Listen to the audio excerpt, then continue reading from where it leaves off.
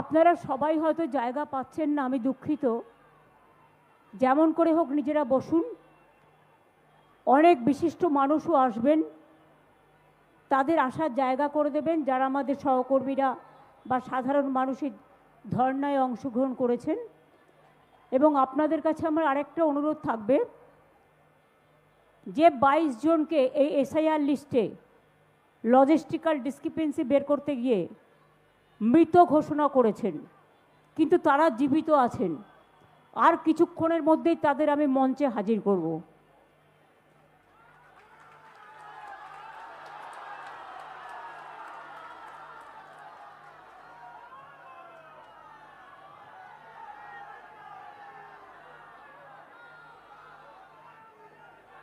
এসআইআরে মারা গেছে এরকম দিল্লিতে যারা গেছিল তাদের 8টা পরিবারও আসবে, তারাও এখানে বসবে।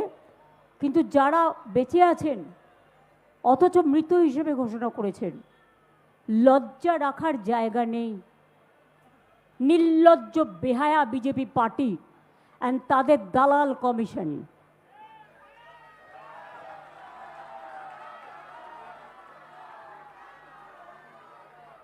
মনে রাখবেন, আমরা ইঞ্চিতে ইঞ্চিতে কাজ করি, তাই আমরা খুঁজে বের করি।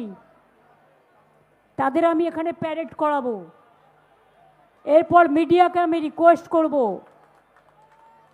Please see who have been declared their death, they died, they are very much alive. They will be coming here within a short time. Every day they will be coming, but today 22 families are coming from such category. We want their long life.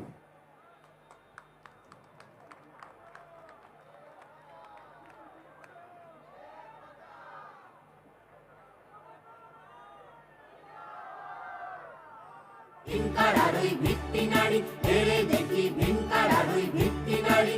লাথিমার ভাঙরে তালা, যত সব বন্দিশালায় আগুন জ্বালা, আগুন জ্বালা fail বাড়ি। কারারই লৌহ কপাট, ভেঙে ফেল কর রেলোপাট, রক্ত জমাট শিকল পূজার পাষাণ বেদী।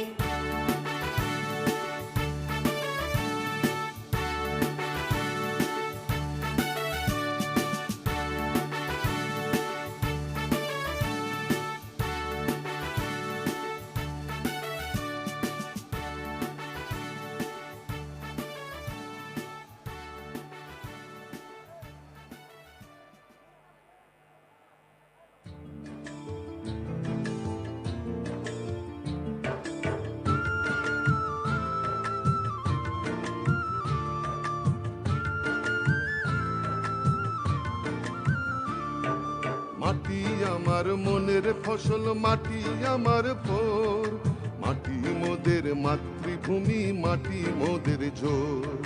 মাটি আমার দক্ষিণ হাওয়া, মাটিতে সবুজ বন, মাটির মাঝেই জন্ম ভিটে, মাটি সবার আপন।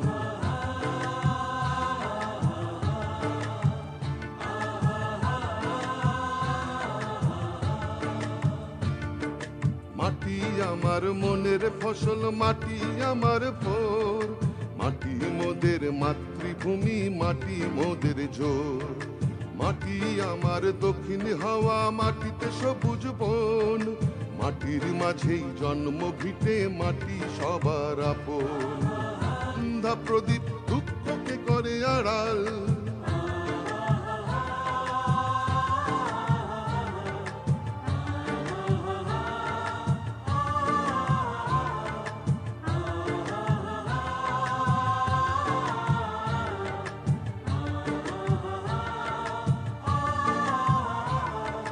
মাটির মাঝেই প্রখর দহন, মাটির মাঝেই বৃষ্টি, মাটির সাথেই উদাস বাউল এক তারাতে সৃষ্টি। এ মাটি আমার গঙ্গা যমুনা, এ মাটি আমার তিস্তা, এ মাটি মোদের গ্রীষ্ম বর্ষা অধিকার আর আস্থা।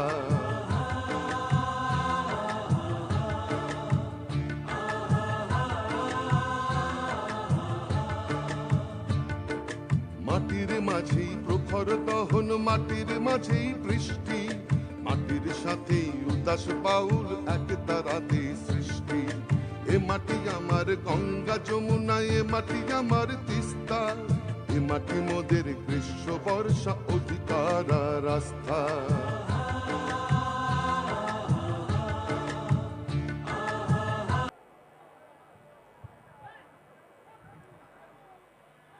আমি রামকৃষ্ণ সারদা মিশন থেকে এসেছি।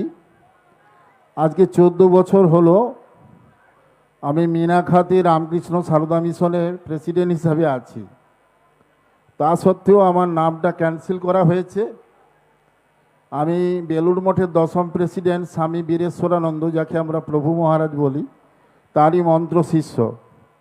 এই জন্য আজকের আমি এখানে দিদির কাছে এলাম যে এরকম যদি হতে থাকে তাহলে তো দেশের অবস্থা খুব খারাপ জায়গায় যাবে। আজকের এই ধর্ণা মঞ্চে সকলেরই একটা চিন্তা ভাবনা নেওয়া উচিত, কারণ সত্যমেব জয়তে নানৃতম, সত্যের জয় চিরকাল। যাতে সত্যের জয় হয় আর এই SIR যাতে উঠে যায়, তার জন্য আমি ঠাকুরমা স্বামীজির কাছে প্রার্থনা জানাই। একটু চোখ নাচিয়ে দেখুন না, সামনে পিছনে ভদ্রলোক, শিক্ষিত, মার্জিত, ভালো লোক কেউ বিজেপিতে নেই। সব 2 নম্বরই চোর, চিটিংবাজ, ছাচ্চোর, মাতাল, পাতাখোর, সব বিজেপিতে।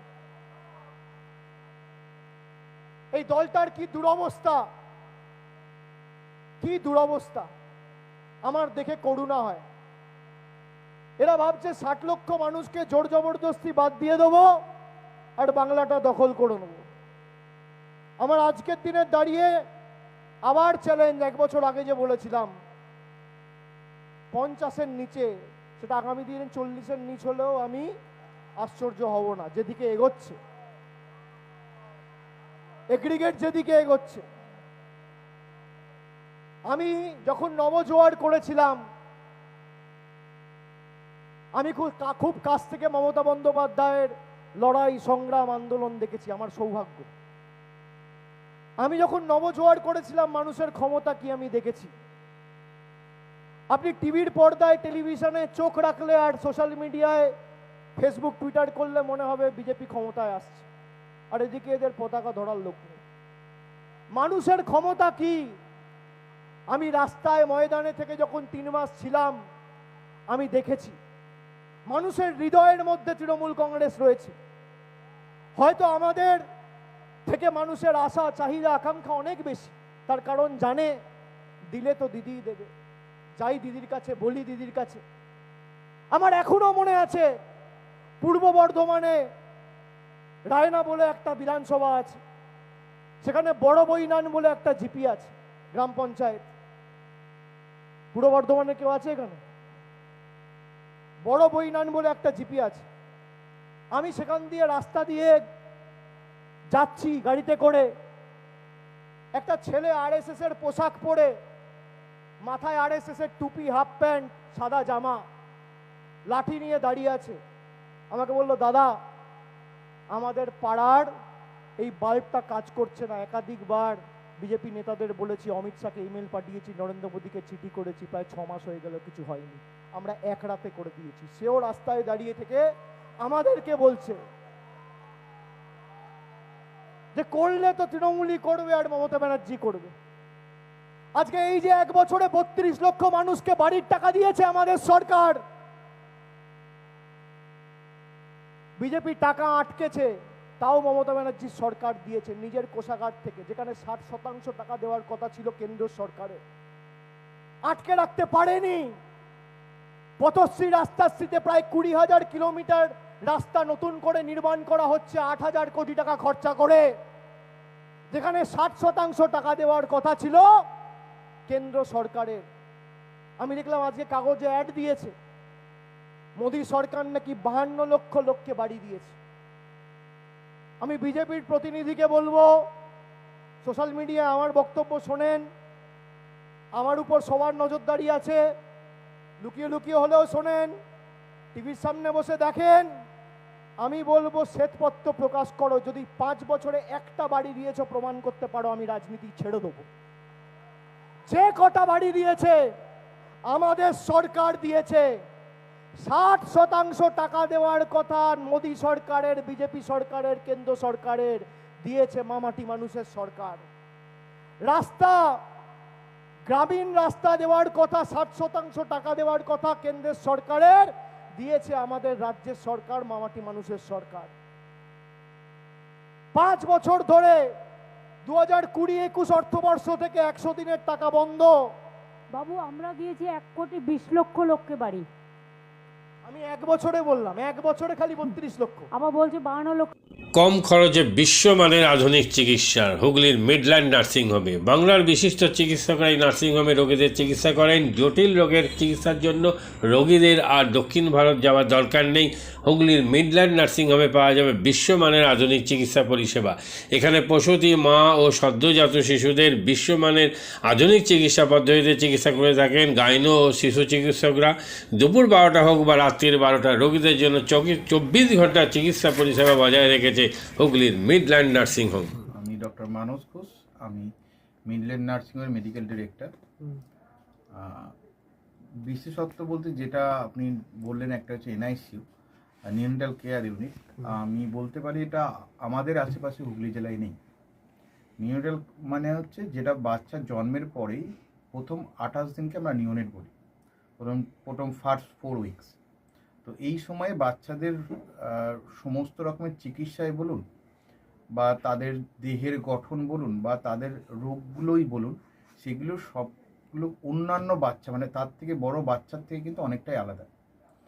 এবং এই ক্ষেত্রে বাচ্চাদের বাচ্চারা খুব সেন্সিটিভ হয়, বাচ্চাদের রোগ প্রতিরোধ ক্ষমতাও অনেক সময় কম থাকে এবং এগুলোর জন্য স্পেশাল কেয়ার লাগে নিউনেট, এবং তাদের পুরো চিকিৎসা পার্টটা একটা আলাদাভাবে তৈরি হয় প্রথম 28 দিনের জন্য। আমরা এখানে চুঁচুড়া, বিশেষ করে চুঁচুড়া এবং হুগলিবাসীর জন্য এই জিনিসটা আমরা আনতে পেরেছি, যেখানে আমাদের বাচ্চাদের এই নিউনেটদের ক্রিটিক্যাল খুব খারাপভাবে যে নিউনেটগুলো জন্মেছে বা যারা জন্মের পরে যারা হাঁপাচ্ছে বা যারা মেকোনিয়াম খেয়ে ফেলেছেন বা যাদের কোনো জন্মের পরে কোনো রকমের শ্বাসকষ্ট বলুন বা কোনো রকমের অসুবিধে হয়েছে বা জন্ডিস ধরা পড়েছে বা অন্য কোনো কমপ্লিকেশান হয়েছে, সেই ধরনের বাচ্চাদের চিকিৎসা করার জন্য উপযুক্ত ব্যবস্থা আমরা এখানে করতে পেরেছি। তার ভিতরে আমরা বলতে পারি আমাদের এখানে ওয়ার্মার আছে সাফিসিয়েন্ট, আমাদের এখানে 6টা বেডের জন্য ওয়ার্মার আছে এবং আমাদের এখানে phototherapy bilayer double surface phototherapy আছে যাদের কনজেনিটাল বা যাদের জন্ডিস ধরা পড়েছে তাদের জন্য, এবং বাচ্চাদের ভেন্টিলেটার আছে আমাদের একদম নিওনেটদের জন্য। এই ভেন্টিলেটার সাধারণভাবে সব জায়গায় পাবেন না, এবং বাচ্চাদের বাবেল সিপ্যাপ যেটা একটা স্পেশালাইজ মেশিন, বাচ্চাদের যেহেতু ভেন্টিলেটার খুব বেশি লাগে না, কিন্তু বাবেল সিপ্যাপ বলে একটা জিনিস খুব বেশি লাগে তাদের অক্সিজেনের পরিমাণ কমে গেলে, তাদের শ্বাসকষ্ট হলে, সেটাও আমাদের এখানে আছে। এবং আমি কিছুদিন আগে আমাদের একটি বাচ্চা এখানে ভর্তি হয়েছিলেন যার শ্বাসকষ্ট হতে শুরু করেছিল জন্মের 6 ঘন্টা পর থেকে, এবং সুন্দরভাবে তাকে আমরা এখানে চিকিৎসা দিয়েছি। আমাদের এখানে দুজন খুব ইয়ং এনথুজিয়াস্টিক পেডিয়াট্রিশিয়ান আছেন, ডক্টর মৈত্র এবং ডক্টর ঘোষ। তো তারা তাদের দুজনের আন্ডারেই বাচ্চা ভর্তি ছিলেন। অন্য পেডিয়াট্রিশিয়ানরাও আসেন, বাট এনারা আমাদের এখানে সবসময়ই থাকেন মোটামুটি একটা স্তম্ভের মতো আমাদের নিউনেটাল কেয়ার ইউনিটের জন্য। এবং বাচ্চাটি এই মুহূর্তে খুবই ভালো আছে, তাকে আমরা ডিসচার্জ করেছি। এটা কি প্রিম্যাচিওর বেবিদের ক্ষেত্রে এটা বেশি প্রয়োজন হয়? ভীষণভাবে প্রিম্যাচিওর বেবি যারা একটু আগে জন্মেছেন বা যাদের ওয়েট কম হয়েছে, এবং অনেক সময় মায়ের বা ওয়েট অনেক সময় বেশি ওয়েট হলেও যে সেটা ভালো সেরকম নাও হতে পারে, যেমন ডায়াবেটিসের ক্ষেত্রে হতে পারে। তো অনেক সময় বাচ্চাদের বারবার জন্মানোর পর সুগার ফল করছে, এটাও আমরা দেখি। অনেকগুলো কারণেই যেগুলো জন্মের পরেই যে সমস্ত সমস্যাগুলো হয় সেগুলোর জন্য এরকম স্পেশালাইজড ইউনিট দরকার হয়, নিউনেটাল কেয়ার ইউনিট, এবং সেটা আমরা এখানে করতে পেরেছি।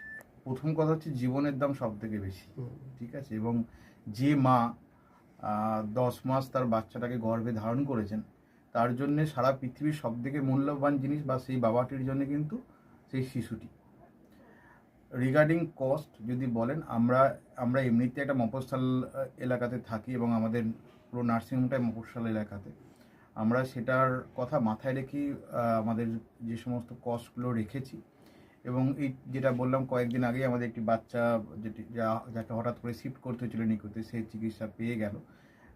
তার বাবা মা দুজনেই খুব স্যাটিসফাইড। আমাদের সেটা আমাদের যে ফেসবুক আছে, পেজ আছে, সেখানে আপনারা তাদের কথা শুনলে বুঝতে পারবেন। এবং কস্ট মানে যথেষ্ট রিজনেবল।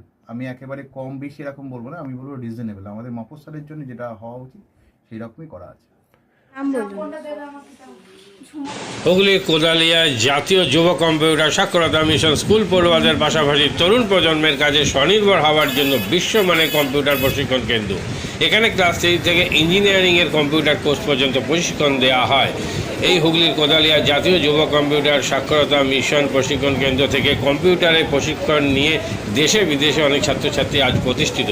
স্বল্প ফিতে ছাত্রছাত্রীদের বিশ্বমানের কম্পিউটার প্রশিক্ষণ দিয়ে এই কেন্দ্র এক বেঞ্চি দৃষ্টান্ত সৃষ্টি করেছে। বন্ধন নিউজে ক্যামেরায় ধরা পড়ল সেই দৃশ্য। নমস্কার, জাতীয় যুব কম্পিউটার সাক্ষরতা মিশন কোদালিয়া, আমি জুনিয়র ফ্যাকাল্টি।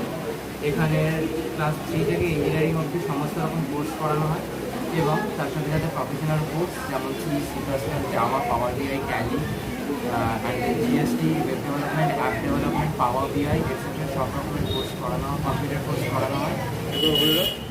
এখানে ইংলিশ মিডিয়াম এবং বাংলা মিডিয়ামে দু রকম স্টুডেন্টদেরই সব রকম কোর্স করানো হয়।